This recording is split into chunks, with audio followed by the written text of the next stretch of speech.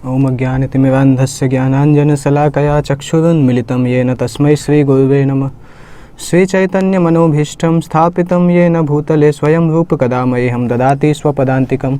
वन्देऽहं श्रीगुरुं श्रीयुतपदकमलं श्रीगुरून् वैष्णवांश्च। श्रीरूपं साग्रजातं सहगण रघुनाथान्वितं तं सजीवं साद्वैतं सावधूतं परिजनसहितं कृष्णचैतन्यदेवं श्रीराधा कृष्णपादान् सहगण ललिता श्रीविशाखान्वितंश्च। नमो विष्णुपादाय कृष्णपृष्ठाय भूतले श्रीमते भक्तिवेदांत स्वामिनिति नामिने। नमस्ते सारस्वते देवे गौरवाणी प्रचारिणे निर्विशेष शून्यवादी पाश्चात्य देशतारिणे। श्री कृष्ण चैतन्य प्रभु नित्यानंद श्री अद्वैत गदाधर श्रीवासादि गौर भक्तवृंद। हरे कृष्ण कृष्ण कृष्ण हरे हरे, हरे राम राम राम हरे हरे।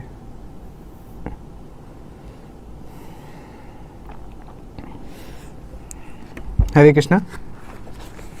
तो कल हमने डिस्कस किया था कि भरत अपने महल वापस पहुंच चुके हैं, कैकेयी के महल में पहुंचते हैं और जब उनको पता चलता है कि दशरथ ने शरीर त्याग दिया है तो भरत बहुत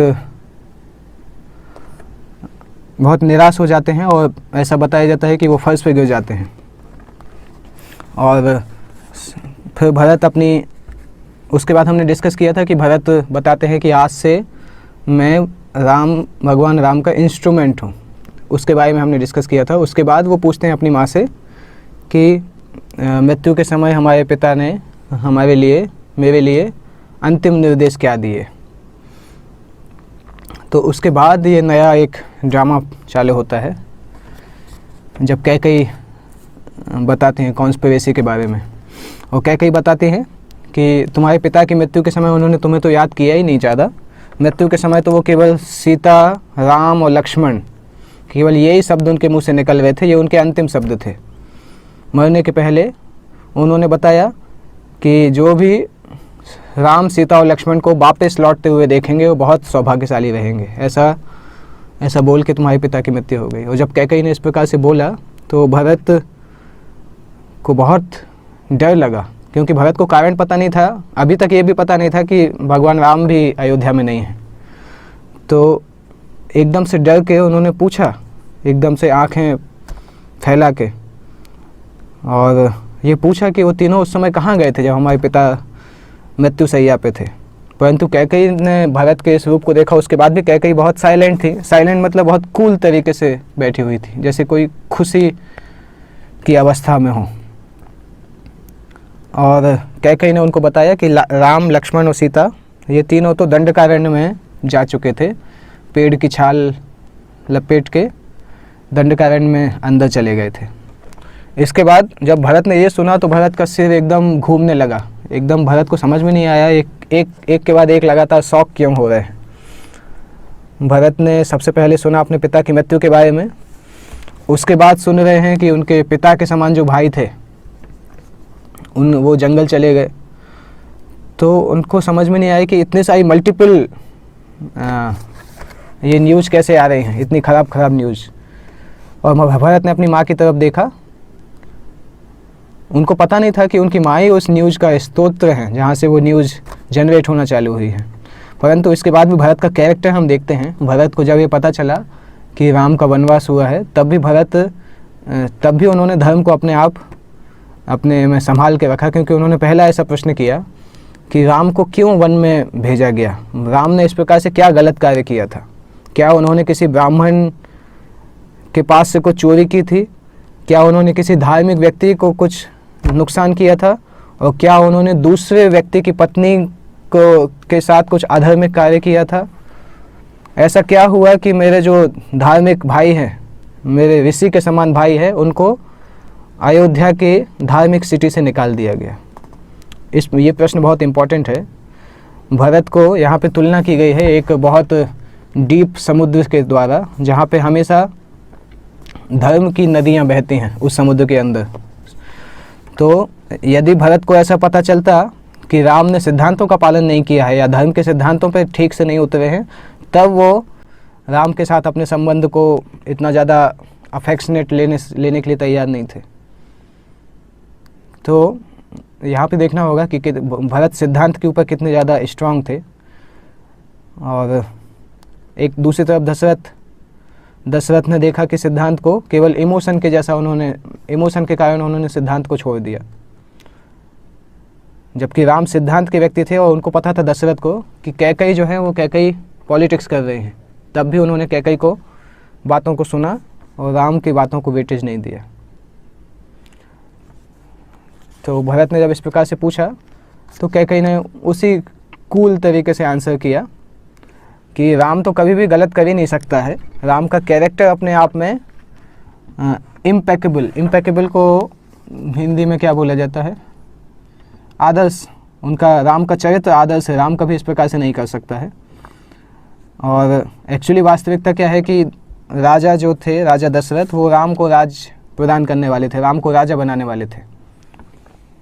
पर राम की जगह पे तुम्हें राजा बनाने के लिए मैंने राजा को एक पुराना वरदान राजा ने मुझे दिया था, उस वरदान को मैंने राजा से मांगा जिससे कि तुम्हें राजा बनाया जा सके।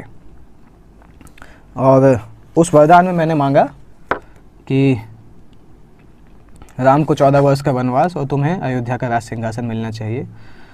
तो राम जब वन में चले गए तो राम के वियोग में राजा दशरथ की मृत्यु हो गई।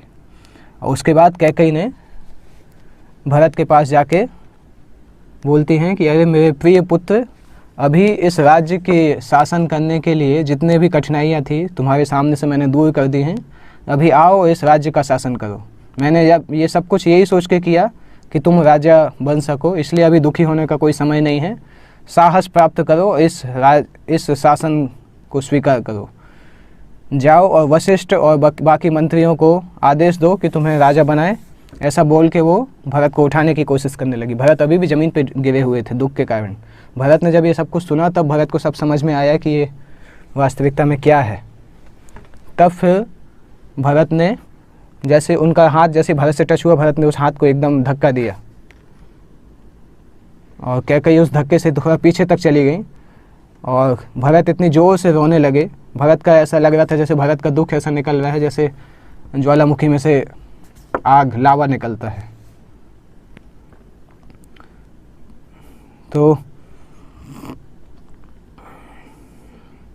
अभी तक कैकेयी ऐसी स्थिति को ढूंढ रही थी जहाँ से उनके पुत्र राजा बनेगा और कैकेयी को सम्मान की प्राप्ति होगी, उनकी सिक्योरिटी वहाँ पे रहेगी, उनका जीवन सिक्योर रहेगा। परंतु अपनी सिक्योरिटी ढूंढने के चक्कर में उन्होंने भरत की सिक्योरिटी को भूल गई। वो भूल गई कि भरत और राम के प्रति कैसा संबंध है, और साथ साथ अपने पत्नी का जो धर्म है, पति का सेवा करना, पति के लिए वेल विशर के जैसा कार्य करना, वो भी भूल गई, केवल ये अपने फ्यूचर को सस्टेन करने के लिए। इसलिए जो व्यक्ति बहुत ज़्यादा स्वार्थी हो जाते हैं तो फिर स्वार्थी व्यक्ति के सामने केवल उनका खुद का सुख दिखाई देता है। वो सब कुछ भूलने के लिए तैयार होते हैं, उनके रिश्तों को भूल सकते हैं, वो अपने फ्रेंड्स को भूल सकते हैं, रिलेटिव्स को भूल सकते हैं, कुछ भी भूल सकते हैं। और इस कार्य के कारण कैकेयी जो थी वो अपने पति की मृत्यु का कारण बनी, अपने पुत्र के समान राम जो थे उनको वन में भेजने का कारण बनी, साथ साथ अपने वास्तविक पुत्र भरत के लिए भी इतने ज़्यादा शोक का कारण बनी। तो जब भरत ने फिर उसी समय जब कैकेयी को धक्का दिया, उसके बाद भरत ने दंडकारण्य जंगल की तरफ देखा और अपनी आंखें बंद करके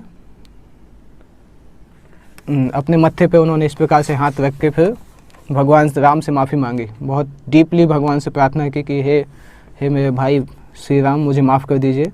और अगले ही समय वो एकदम ज़ोर ज़ोर से गुस्से में चिल्लाने लगे। उनकी आँखें एकदम ऐसा दिखाते हैं कि आँखों में ऐसा लगा था जैसे खून उतर आया हो। उनकी सांस बहुत तेज़ चल रही थी और पूरा शरीर गुस्से में हिल रहा था। और उन्होंने कैकेयी के ऊपर गुस्सा करना चालू किया कि स्कॉर्पियन जो होता है, स्कॉर्पियन मतलब बिच्छू जब बड़ा होता है तो अपने माँ के पेट को फाड़ के बाहर आता है। इसी तरह से अभी मुझे राज्य भोगने की क्या आवश्यकता है, राज्य पर बैठने की आवश्यकता ही नहीं है मुझे, जबकि मुझे पता है कि मैं अपने पिता की मृत्यु का कारण हूँ और मेरे भाई के वनवास का कारण हूँ, तो मैं क्यों इस राज्य पर बैठूँगा। भरत ने अपनी माँ से बोला। और फिर भरत बताते हैं कि मेरे पिता को मार के और मेरे भाई को वनवासी बना के तुमने मेरे शरीर में 2 बहुत बड़े बड़े घाव किए हैं। इस प्रकार से घाव किए हैं कि जो दोनों घाव मुझे मार डालेंगे। और अभी इस प्रकार से बात करके तुम उस घाव के ऊपर काली मिर्च डाल रही हो, काली मिर्च और नमक डाल रही हो। मैं उसी समय मृत्यु को प्राप्त हो गया था जब तुमने मेरी एब्सेंस में ये सारी वस्तुओं को की और मुझे बताया ये सब कुछ कि इतने खराब कार्य तुमने किए हैं। अभी इस संसार में जीवित रहने की मुझे कोई इच्छा नहीं है। अभी तुम कैसे आशा कर सकती हो कि एक मरा हुआ व्यक्ति किसी राज्य का राजा बनेगा? कोई भी मरे हुए व्यक्ति राज्य को नहीं संभाल सकते, ना कोई फैसिलिटी को एंजॉय कर सकते हैं। तुम एक इतनी खतरनाक जादूगरनी के समान हो जो कि खुद इक्ष्वाकु वंश को ही ख़त्म करना चाहती हो। मेरे पिता ने सोचा कि वो एक चंदन की लकड़ी को गले लगा रहे हैं, परंतु उनको पता नहीं था कि वो तो एक जलते हुए कोयले को गले लगा रहे हैं। तुम उस कोयलों के समान हो। केवल एक मूर्ख व्यक्ति है जो कि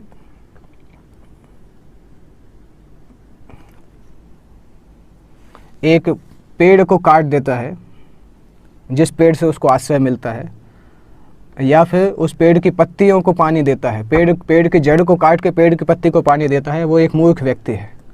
या एक तालाब को पूरी तरह से खाली करके कोई मछली को जिंदा रखने की कोशिश करता है, वो एक मूर्ख व्यक्ति है। मैं उस पत्ती और उस मछली के समान हूँ। और राम जो हैं मेरे पिता और राम मेरे भाई राम जो हैं वो उस पेड़ और उस टैंक के समान है, तालाब के समान है। तो मैं एक पत्ती हूँ, मुझे अपने पिता रूपी जड़ का पोषण चाहिए, अपनी ब्रांच भगवान राम के प्रेम चाहिए जीवित रहने के लिए। चाहे तुम मुझे कितना भी पानी दो, परंतु ये कभी भी मुझे सस्टेन करने के लिए सफिशिएंट नहीं रहेगा जब तक मैं यहाँ पे हूँ। मुझे नेचुरली भगवान राम की प्रेजेंस और अपने पिता का गाइडेंस चाहिए जीवित रहने के लिए, नहीं तो मैं उसी तरह से मर जाऊँगा जैसे कोई मछली जल के बाहर आके मर जाती है।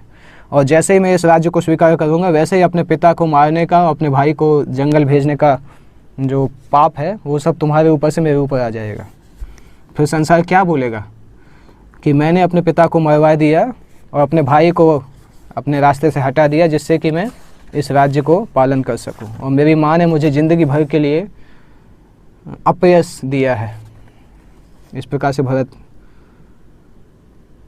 बोलने लगे हैं। तो इससे एक शिक्षा मिलती है कि अपयश का डर जो है वो हमें पाप करने से रोकता है। Being conscious of infamy is the contraceptive to wrong action.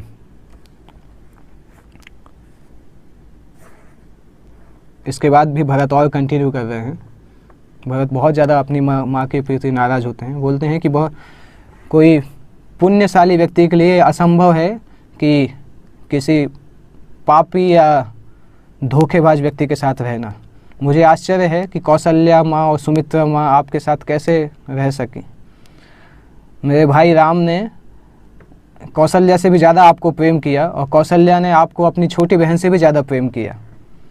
आपको भी राम के प्रति इतना प्रेम था क्योंकि आपका नाम था सुमुखी और सुलोचनी, क्योंकि आपके मुख से हमेशा राम का नाम निकलता था। आप राम को बुलाती थी। और सुलोचनी मतलब सुबह उठने के बाद सबसे पहले आप राम के फेस को देखती थी, आपके दर्शन को, राम के फेस को आप देखती थी, उसके बाद अपनी डेली कार्य चालू करती थी। इसलिए आपका नाम था सुमुखी और सुलोचनी। परंतु आज आपका नाम हो गया है कुमुखी और कुलोचनी। कुमुखी मतलब वल्गर माउथ, जो अपने मुख से गलत वस्तुएं निकालती हैं, और कुलोचनी मतलब जो नेगेटिव वस्तुएं, नेगेटिव तरीके से अपनी आँखों को उपयोग करती हैं, गलत वस्तुओं को देखती हैं। आपने ऐसा कैसे किया? जिस हाथ ने आपको दूध दे रहे थे, आपने सांप की तरह उसी हाथ को डस लिया। कैसे कोई माँ अपने बच्चे को नहीं समझ सकती है? आपको ऐसा कैसे लगा कि आपकी ये जो पॉलिटिक्स है ये मुझे खुशी प्रदान करेगी? क्या आपको नहीं पता है?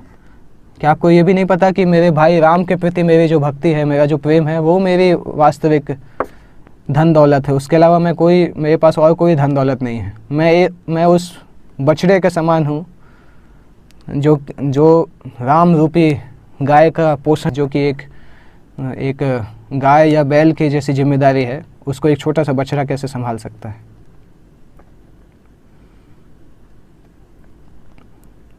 अगर मेरे पास इतनी शक्ति है भी कि मैं इस राज्य को संभाल सकता हूँ, तब भी मैं नहीं करूँगा। मैं उन सारी चीज़ों को रिवर्स करूँगा जो आपने प्लान किया है। मैं श्योर करूँगा कि आपकी कोई भी इस प्रकार से खतरनाक इच्छा पूरी नहीं हो। अगर भगवान राम आपको इतना प्रेम नहीं किए होते तो अभी तक मैं आपको अयोध्या से निकाल के फेंकवा देता बाहर। इस प्रकार से भरत बोल रहे हैं। तो ये समझना होगा, भरत और राम के प्रति संबंध इस तरह से है। भरत राम को इतना ज़्यादा फॉलो करते हैं कि जब वो इतने गुस्से में हैं, इतने दुख में हैं, तब भी वो ये सोच रहे हैं कि राम को कौन सी चीज़ अच्छी लगेगी, कौन सी चीज़ अच्छी नहीं लगेगी। सामान्यतः जब व्यक्ति गुस्से में होता है तो बहुत सारी चीज़ें भूल जाता है, परंतु भरत अभी भी सोच रहे हैं कि राम को ये अच्छा नहीं लगेगा अगर मैं कैकेयी को बाहर निकाल दूंगा, इसलिए कैकेयी को बाहर निकालने के लिए वो तैयार नहीं है। बहुत अमेजिंग चीज़ है। इस प्रकार से अगर हम अपने सुपीरियर्स को फॉलो करते हैं, अपने गुरु को फॉलो करते हैं, तो ये एक शिष्य के लिए बहुत सबसे बड़ी वेल्थ के जैसा है, सबसे बड़े धन के समान है। तो हमारी जो डिसीजन मेकिंग है वो हमेशा कंट्रोल होनी चाहिए कि कैसे भगवान उस डिसीजन को देखेंगे। ऐसा नहीं कि हमारी क्या इच्छा है, परंतु भगवान और गुरु कैसे उसको देखेंगे, उसके आधार पर हमें डिसीजन लेना चाहिए।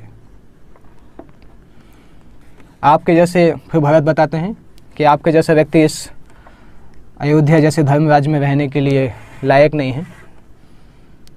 और कैकेयी ने जब इस सब चीज़ों को सुना तो कैकेयी की आंखों से आंसू आ गए। उन्होंने इस प्रकार से आशा नहीं की थी कि उनका बेटा इस प्रकार से बोलेगा। वो तो सोच रही थी कि वो सब कुछ कर रही है अपने बेटे के भले के लिए, और अभी उनका बेटा उनके सारे प्लान को विनाश कर रहा है। तो कैकेयी को बहुत अजीब लग रहा था। उसके बाद भरत बोलते हैं कि इक्ष्वाकु वंश का एक नियम है कि जो सबसे बड़ा होता है घर में उसको राज सिंहासन दिया जाता है। केवल इक्ष्वाकु नहीं, हर जगह। आपके कैकेयी वंश में, कैकेयी इसको बता रहे हैं कि कैकेयी वंश में भी तो यही नियम होता है। कैकेयी शब्द जो है वो कुकू जो साउंड आता है, जो कि मोर ऐसा साउंड निकालते हैं, पीकॉक्स, वहाँ पे बहुत सारे पीकॉक्स पाए जाते हैं। तो वो जो कुकू साउंड निकालते हैं उससे उस देश का नाम कैकेयी देश आया है। तो कैकेयी देश में भी ये कस्टम है। इवन पीकॉक्स के अंदर भी भरत बता रहे हैं कि पीकॉक्स की फैमिली में भी ये कस्टम है कि केवल जिसका पहला जन्म होता है उसके ऊपर नेचुरल फेदर, पंख होता है उसके सिर के ऊपर, जो सबसे बड़ा होता है। सभी पीकॉक्स में वो फेदर, वो पंख नहीं होता है। तो राम सबसे पहले जन्म लिए थे। इस सच्चाई को कभी वापस नहीं किया जा सकता है, और इस सच्चाई का नेचुरल आउटकम है कि केवल राम को ही अयोध्या का राजा बनना चाहिए, और मैं इसको करके रहूँगा चाहे कुछ भी हो जाए। आप किस प्रकार की माँ हैं? अपने बेटे को राज्य प्रदान करने के लिए आपने एक कौशल्या माँ के बेटे के जीवन में इनसिक्योरिटी, दुखों को डाल दिया है। इस प्रकार की कैसे कोई माँ इस प्रकार से कैसे सोच सकती है? किसी माँ का हृदय इतना ज़्यादा कठोर कैसे हो सकता है कि उसको यही पता नहीं चले कि दूसरी माँ को दर्द होता है कि नहीं। इवन जानवरों में भी इतनी अकल होती है, जानवर भी इतना जानते हैं। वशिष्ठ की कामधेनु गाय ने एक बार एक खेती करने वाले किसान को देखा था कि वो 2 जवान, मतलब छोटे बैल जो थे, उनको बहुत ज़्यादा मेहनत करा रहा था। तो उन बैलों की आंखों से आंसू आ रहे थे, मेहनत के कारण वो दुखी थे। तो कामधेनु को दुख हो गया था, जबकि वो उसके पुत्र नहीं थे, वो जो छोटे बैल थे उसके पुत्र नहीं थे, परंतु गाय रोने लगी थी। तो इवन जानवर भी जानते हैं माँ की करुणा किस प्रकार से होती है। और तुम उससे भी ज़्यादा गिरी हुई हो कि आपने अपने बेटे की खुशी के लिए दूसरे माँ को इतना दुख देने की कोशिश की है। आप कैसे ये देख के सुखी हो सकती हैं कि दूसरी माँ का बेटा इतना ज़्यादा दुख प्राप्त कर रहा है और दूसरी माँ इतनी रो रही हैं? आप कैसे ये सब देख के खुश हो सकते हैं? मैं कौशल्या माँ को रोने नहीं दूंगा, मैं खुद जंगल जाऊंगा और राम को यहाँ पे भेजूंगा, और जिस प्रकार से आपने कौशल्या को दुख दिया है वही दुख मैं आपको दूंगा। और फिर उसके बाद भरत बोलते हैं कि जब तक किसी ने जहर नहीं पिया है तब तक उसकी मृत्यु नहीं हो सकती है। इसलिए चूँकि अभी तक मैंने राज्य को स्वीकार नहीं किया है, अभी तक मेरे ऊपर पाप नहीं आए हैं और मेरी कोई अभी गलती नहीं है, परंतु मेरी केवल एक ही पाप है जिसका मुझे दुख है और जिसके लिए मेरे ऊपर आरोप लग सकता है कि मैं आपके गर्भ में इतने महीनों तक रहा। वो मेरा सबसे बड़ा पाप है कि मैं ऐसी माँ के गर्भ से पैदा हुआ हूँ, और उस पाप को मैं धो दूंगा बहुत तपस्या करके। और जहाँ तक आपका सवाल है, मैं आपको मैं रिकमेंड करता हूँ कि आप या तो जंगल में चली जाइए या अग्नि में प्रवेश कर दीजिए, अपने आप को मार डालिए। इस प्रकार से भरत ने बोला। और ऐसा बोलने के बाद भरत एकदम से बहुत दुखी हो गए और वो ज़मीन में गिर के रोने लगे, रोल कर रहे थे ग्राउंड में, जैसे कोई हाथी को जब मारा जाता है शिकारी के द्वारा, उसी प्रकार से भरत पूरी तरह से ज़ोर ज़ोर से रो रहे हैं। और कैकेयी जहाँ से खड़ी होकर देख रही हैं, वो देखती थी कि भरत का दुख उनको देखा नहीं जा रहा था। अभी कुछ दिन पहले की बात है, 6-7 दिन पहले की बात है, कैकेयी उसी अवस्था में थी और कैकेयी को पता चला कि कर्म का नियम किस प्रकार से चलता है। वो उसी जगह पे उसी तरह से लेटी हुई थी दुख में। उनके सारे क्लॉथ्स और सारे आभूषण, उन्होंने जो डेकोरेटिंग चीज़ें हैं सब उन्होंने फेंक दी थी। और उनके इस कार्य को देख के दशरथ को कितना दुख हुआ था, और आज उनके पुत्र को देख के कैकेयी को कितना दुख हो रहा है। तब कैकेयी को पता चला कि जो जिस प्रकार से कार्य करता है उसको फल भी उसी प्रकार से मिलता है। और भरत के इस प्रकार से रोने से और कैकेयी के रोने से महल के सारे जो हाउस कीपर्स थे वो वहाँ पे आ गए। बहुत सारे मिनिस्टर्स को वहाँ पे बुलाया गया। अभी जब इसी बीच में शत्रुघ्न वहाँ पे आ जाते हैं और भरत, जब सभी मिनिस्टर्स आते हैं और अयोध्या के बड़े बड़े लोग आते हैं तो भरत उनसे माफ़ी मांग रहे हैं और बता रहे हैं कि मेरा इसमें कोई रोल नहीं था। उनके बीच में भरत ने देखा कि शत्रुघ्न खड़े हुए हैं और शत्रुघ्न को सब बात पता चल चुकी थी, जो बात इन दोनों के बीच में जो बात हो रही थी।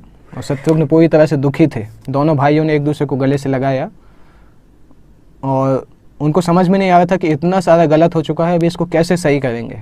शत्रुघ्न ने बोला सबसे पहले उनको कौशल्या के पास जाके उनको कॉन्फिडेंस में लेना चाहिए, उनको सुखी करना चाहिए, उसके बाद हम आगे की चीज़ देखेंगे। वो तुरंत वो लोग कौशल्या के पास पहुंच गए, भरत और शत्रुघ्न, और वो गए और दौड़ के कौशल्या को गले से लगाया। और दोनों, कौशल्या की आंखों से और भरत शत्रुघ्न की आंखों से बहुत आंसू निकलने लगे। तीनों लगातार रो रहे थे और उस रूम में जो भी था सभी रोने लगे। परंतु एकाएक कौशल्या को ध्यान आया, उन्होंने दोनों को दूर किया अपने से। उनकी आंखों से आंसू भी एकाएक गायब हो गए और वो उनका चेहरे में बहुत गुस्सा आ गई और गुस्से में बोलती हैं कि अभी तुम लोग क्यों रो रहे हो, तुम्हारा तो अभी खुशी होने का टाइम है। तुम्हारी माँ ने वो किया है आज जो किसी दूसरी माँ ने कभी नहीं किया था। और मैं ये श्योर हूँ कि तुम्हें शायद इस प्लान का पता भी होगा और हो सकता है तुम इसमें इन्वॉल्व भी हो, तुमने ही अपनी माँ को बोला हो। इस प्रकार से कौशल्या ने बोलना चालू किया। उसके बाद फिर कौशल्या रोते हुए बोलने लगी कि मैं केवल एक ही प्रश्न पूछना चाहती हूँ कि तुमने मुझे जंगल में क्यों नहीं भेज दिया।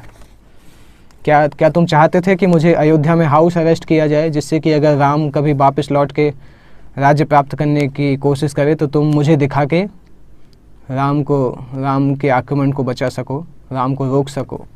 परंतु मैं तुम्हें श्योर करती हूँ कि तुम्हारे राज्य करने में मैं कोई बाधा नहीं पहुँचाऊँगी। अगर राम भी यहाँ पे होता तो भी राम तुम्हारे राज्य करने में कोई बाधा नहीं पहुँचाता। तो हे राजा, मुझे केवल ये एक मेरी विनती पूरा करो कि मेरे लिए भी अरेंज करो कि मैं अपने पुत्र के साथ जंगल चली जाऊँ। मैं इस सिटी में रहना नहीं चाहती हूँ और मैं अपने साथ तुम्हारे पिता का शरीर भी लेके जाऊंगी और घर की यज्ञ भूमि, यज्ञ वेदी भी साथ में लेके जाऊंगी। इतना केवल मैं चाहती हूँ। और क्या तुम्हारे अंदर इतनी भी दया है कि तुम इस रोती हुई माँ का ये इच्छा पूरी कर सकती हो। तो जिस प्रकार से कौशल्या ने जब ये बोला तो भरत को ऐसा लगा कि उनके हृदय में किसी ने बहुत चाकू किसी ने घुसा दिया हो। भरत सुन के ज़मीन पे गिर गए दुख के कारण। और ज़मीन पे गिर के भरत ने कौशल्या के चरण में गिर गए और कौशल्या के चरणों को अपने आंसू से गीला कर दिया। और उन्होंने प्रार्थना की कि हे माँ, मेरे ऊपर आप संशय मत करिए। और अपनी माँ के संशयों को दूर करते हुए भरत ने कुछ शपथ ली उन्होंने। इस प्रकार से ये शपथ इस प्रकार की शपथ थी कि अगर मैंने ऐसा किया हो तो मुझे ऐसा होगा। इस प्रकार की शपथ है, बहुत सारी उन्होंने शपथ ली कि अगर वो थोड़े से भी राम के वनवास के लिए उत्तरदायी हैं या इस गलत कार्य में अगर वो संलग्न हैं तो उनको ये सारे फल मिलेंगे। और ये शपथ बहुत इंपॉर्टेंट है जानने के लिए, क्योंकि ये शपथ सुन के कौशल्या को विश्वास हो गया कि भरत जो है, भरत की कोई मिस्टेक नहीं है। तो ये देखना होगा, भरत ने बेसिकली चार प्रकार की शपथ ली। वो हम थोड़ा डिटेल में डिस्कस करेंगे। 4 प्रकार के सिंस ऑफ इररिस्पॉन्सिबिलिटी, ये भरत ने लिया। पहला था सिन ऑफ इररिस्पॉन्सिबिलिटी, उत्तरदायित्व नहीं लेने का जो पाप एक लीडर को लगता है, एक धार्मिक व्यक्ति को लगता है, एक सोसाइटी में रहने वाले व्यक्ति को लगता है और एक गृहस्थ को लगता है। तो भरत ने बोला कि ये सारे पाप में से कोई भी एक पाप अगर होता है तो उस व्यक्ति के लिए बहुत ज़्यादा खतरनाक कर्म फल मिलते हैं, खतरनाक पाप का फल मिलता है। जैसे एक राजा के लिए या लीडर के लिए उत्तरदायित्व नहीं लेने का जो पाप है वो अलग अलग स्तर पे होता है। पहले एक होता है लोगों से बहुत ज़्यादा टैक्स वसूल करना परंतु उनको सुरक्षा प्रदान नहीं करना। अगर राजा इस प्रकार से नहीं कर रहा है तो राजा को पाप लगता है। अभी देखते हैं मॉडर्न टाइम पे कि इनकम टैक्स गवर्नमेंट वसूल करती है परंतु लोगों की कोई सुरक्षा नहीं है, क्योंकि पुलिस वाले भी इतने प्योर नहीं हैं और कोई इस प्रकार से राजा नहीं है जो कि लोगों को दंड दे पाएगा। इसलिए टैक्स वसूल करते हैं परंतु प्रोटेक्शन नहीं मिलता है, तो वो एक पाप का कार्य है। दूसरा, धर्म युद्ध के नियमों को तोड़ना, युद्ध में जो नियम है उन नियमों को तोड़ना, वो एक पाप का कार्य है, उत्तरदायित्व की कमी का कार्य है। और युद्ध चल रहा है उससे भागना, ये एक लीडर के लिए पाप का कार्य है। अपने पिता जैसे राजा के खिलाफ कार्य करना, ये भी एक पाप का कार्य है। और किसी व्यक्ति को, किसी लेबर को बहुत सारा कार्य कराना परंतु उसको सफिशिएंट सैलरी नहीं देना, ये भी एक पाप का कार्य है। तो भरत ये पहला डिवीज़न है। दूसरा है एक धार्मिक फॉलोअर्स के लिए उत्तरदायित्व नहीं निभाने का पाप। ये किस किस प्रकार से होता है? किसी पुजारी को या किसी ब्राह्मण को कुछ धन देने का हम वादा करें फिर वादे से मुकर जाएं। दूसरा होता है ऐसा भोजन स्वीकार करना जो कि हमने भगवान को भोग नहीं लगाया है। तीसरा होता है शिक्षकों का सम्मान नहीं करना। तीसरा होता है कि संध्या के समय, चौथा होता है संध्या के समय सोना। संध्या के समय नहीं सोना चाहिए। मॉर्निंग की संध्या, आफ्टरनून की संध्या, इवनिंग संध्या, उस समय विश्राम नहीं करना चाहिए। तीसरा, और उसके बाद का है शास्त्रों को इस प्रकार से पढ़ना कि शास्त्रों के मैसेज को समझने का प्रयास नहीं करना और आध्यात्मिक गुरु के निर्देशन के बिना शास्त्रों को पढ़ना। इसके बाद भरत ने बताया सोशल स्ट्रक्चर में किस प्रकार से उत्तरदायित्व पालन नहीं करने का पाप लगता है, कि किसी भिखारी को भिक्षा प्रदान नहीं करना या भिखारी को कुछ आशा हो हमसे, उस आशा को पूरा नहीं करना। दूसरे के घर में आग लगाना और पीने के पानी को पॉल्यूट करना, पीने के पानी में पॉइजन या गलत वस्तुओं को डालना, दूसरे के भोजन में पॉइजन, जहर डालना। और कोई व्यक्ति अगर प्यासा है और हमारे पास पीने का पानी है देने के लिए, उसके बाद भी उस व्यक्ति को पीने का पानी नहीं देना। सोती हुई गाय को मारना और ऐसे लोगों को गिफ्ट देना जो गिफ्ट के लायक नहीं है या पापी लोग हैं जो कि क्वालिफाइड नहीं है किसी गिफ्ट के लिए, उनको गिफ्ट देना, ये एक पाप का कार्य होता है। उसके बाद चौथा है गृहस्थ के लिए क्या क्या पाप, उत्तरदायित्व की कमी से पाप लगता है। एक है किसी दूसरे की पत्नी को इल्लीगल तरीके से स्वीकार करना अपनी पत्नी के होते हुए, अपनी पत्नी को कई बार भगा के दूसरी पत्नी को स्वीकार करना, दूसरे की पत्नी को स्वीकार करना या दूसरे की पत्नी से अनैतिक संबंध बनाना, ये एक गृहस्थ के लिए पाप का कार्य है। और पत्नी जो हमारी पतिव्रता पत्नी है उसको पुत्र की प्राप्ति नहीं कराना, ये एक पाप का कार्य है। मित्र को धोखा देना, माता पिता की कृतज्ञता पूर्वक सेवा नहीं करना और माता पिता को गाली देना या गलत बोलना। किसी ने हमसे अगर कोई सीक्रेट बताया है तो उस सीक्रेट को दूसरे को नहीं बताना, सीक्रेट को दूसरे को लीक करना, बता देना। और बहुत अच्छा भोजन करना परंतु किसी को शेयर नहीं करना, अपनी फैमिली में या नौकरों को शेयर किए बिना अच्छा भोजन लेना।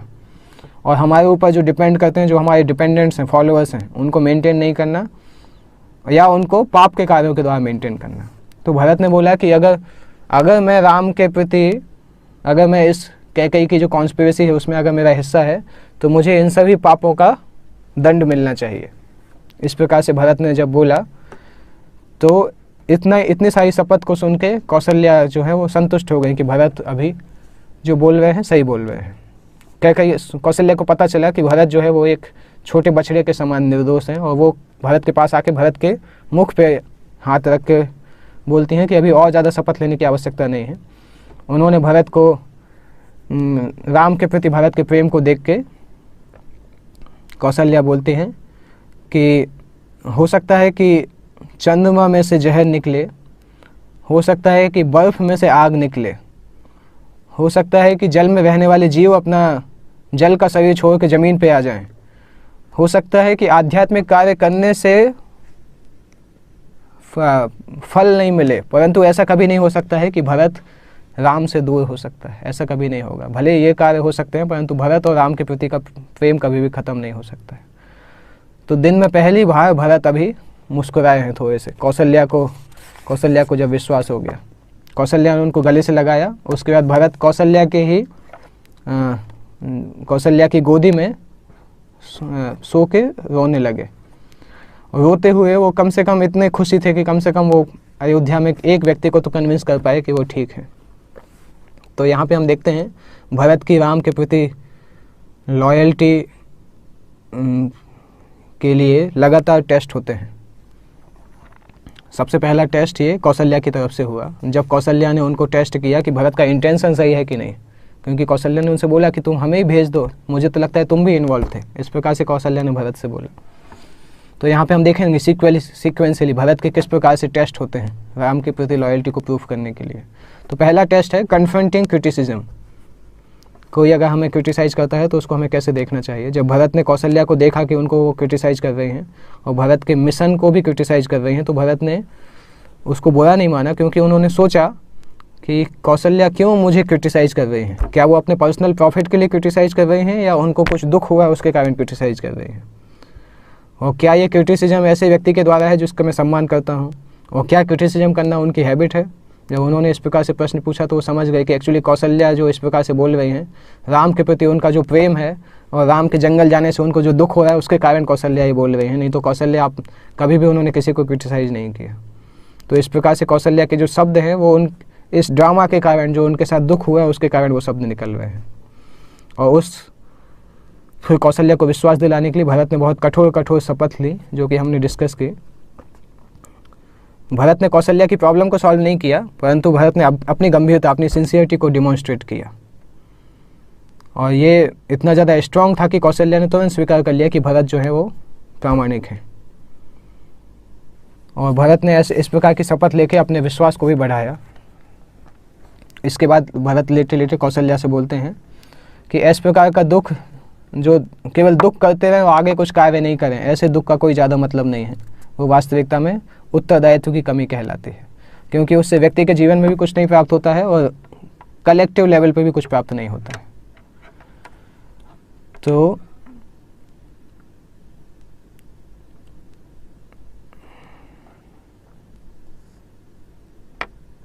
इसके बाद भरत बताते हैं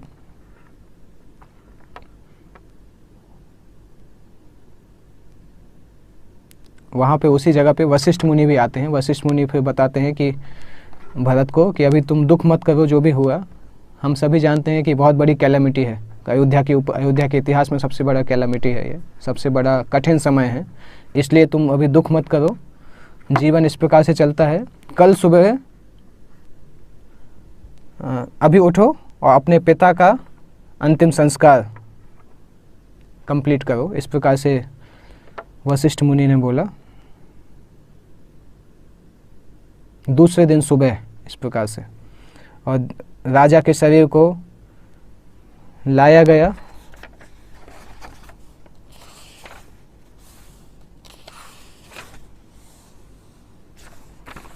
राजा के शरीर को ऑयल से निकाला गया और राजा दशरथ का फेस इतना ज़्यादा शांत दिखाई दे रहा था, इतना ज़्यादा संतुष्ट दिखाई दे रहा था जैसे वो डीप स्लीप में हो, और उनके शरीर से धीरे हल्का हल्का गोल्डन प्रकाश के जैसा निकल रहा था। और पूरे सम्मान के साथ उनके शरीर को एक प्रोसेसन में लेके गए। और भरत ने जब इस प्रकार से उनको देखा तो भरत जोर जोर से रोने लगे। वशिष्ठ ने उनको बीच में रोका और फिर वशिष्ठ ने बोला कि उनकी डेड बॉडी को लेके जाया जाए। और जैसे सभी रानियों की जोर जोर से रोने की आवाज़ आने लगी। सारी रानियाँ, सारे नागरिक सभी दुखी थे। और भरत ने जब उनके दशरथ के जो क्या बोलते हैं चिता को जब अग्नि लगाई तो बहुत सारे हजारों नागरिकों ने उस पर चंदन की लकड़ियाँ उस पर डाली और अपने राजा को अंतिम बार उन्होंने फेयरवेल प्रदान किया, विदाई का समय आ गया था। और फिर भरत ने एक पॉट में पानी लेके उसको छेद करके 3 बार उस चिता के चारों तरफ जाते हैं, सर्कमएम्बुलेट करते हैं और उसमें से वाटर लीक होता रहता है। लास्ट राउंड के बाद भरत ने उस मटके को पीछे डाल के और फिर वो निकल गए। इस प्रकार की सामवेद की चैंट वहाँ पे चल रही थी और तीनों रानियों ने भी उसको काउंटर क्लॉकवाइज, घड़ी की दिशा के विपरीत दिशा में उसको सर्कमएम्बुलेट किया। धीरे धीरे जब सूरज अस्त की तरफ जा रहे थे तो सभी ने सरयू नदी में स्नान किए और अगले 12 दिन तक अयोध्या में हर जगह रोने की और दुख की आवाज़ सुनाई देती रहती थी। 12वें दिन भरत ने अपने पिता के लिए श्राद्ध किए और कई हजार गाय और चावल, कपड़े, ये सब कुछ ब्राह्मणों को प्रेजेंट किए। और 13वें दिन भरत और शत्रुघ्न ने अपने पिता की अस्थियों को अस्थि और राख को कलेक्ट करके सरयू नदी में बहा के अंतिम संस्कार का जो अंतिम रिचुअल होता है उसको कंप्लीट किया। तो यहाँ पे हम जस्ट थोड़ा सा देखेंगे अंतिम संस्कार के जो रिचुअल्स होते हैं वो किस प्रकार से होते हैं। हम देखते हैं सामान्यतः जब भी घर में कोई शुभ कार्य होता है तो हम क्लॉकवाइज घड़ी की दिशा में उस परिक्रमा करते हैं। शादी के समय, बाकी सो भी यज्ञ होता है, केवल मृत्यु के समय हम जो परिक्रमा करते हैं वो उल्टी दिशा में करते हैं। उसका क्या मीनिंग होता है? उसका मीनिंग होता है कि अभी समय आ गया है कि उस शरीर से हम अपना अटैचमेंट ख़त्म करें, काउंटर क्लॉकवाइज करके। जो हमने अटैचमेंट डेवलप किया उस शरीर से, अभी उस शरीर से डेवलप अटैचमेंट को ख़त्म करने का समय आ गया है। और ये जो पानी का जो मिट्टी का मटका होता है वो सिंबलाइज करता है, उसके अंदर जो पानी होता है वो सिंबलाइज करता है life with in the body. शरीर के अंदर जो प्राण है वो उसको सिंबलाइज करता है। और उस पॉट को जब हम तोड़ते हैं, उसमें छेद करते हैं, उसका मतलब होता है कि लाइफ उसमें से चली गई है।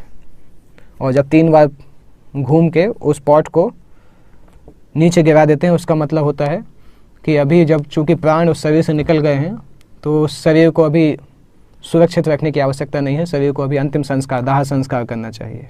उसके बाद 12 दिन तक समय दिया जाता है कि जो उसके रिश्तेदार हैं, जो बहुत अटैच हैं उस डेड बॉडी से, उस व्यक्ति से जो बहुत अटैच थे, उनके लिए शोक के लिए समय दिया जाता है और याद करते हैं उस व्यक्ति के प्रति उनका जो संबंध था, लविंग रिलेशनशिप था, उस व्यक्ति के गुणों को याद करते हैं और उसके लिए उस व्यक्ति को कृतज्ञता प्रदर्शित करते हैं। ये 12 दिन उसके लिए दिए जाते हैं और ये 12 दिन में कोई पवित्र कार्य नहीं किया जाता है, अशुद्धि जैसा माना जाता है, क्योंकि ये 12 दिन ज़्यादातर मैक्सिमम बॉडी कॉन्शियसनेस होती है, क्योंकि बॉडी के साथ आइडेंटिफिकेशन बहुत एक्सट्रीम होता है इन 12 दिनों में उस दुख के कारण।